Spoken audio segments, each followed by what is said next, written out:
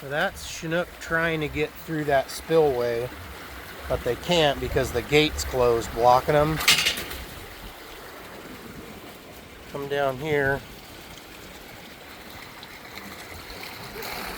There are hundreds of big spring Chinook. School goes all the way around.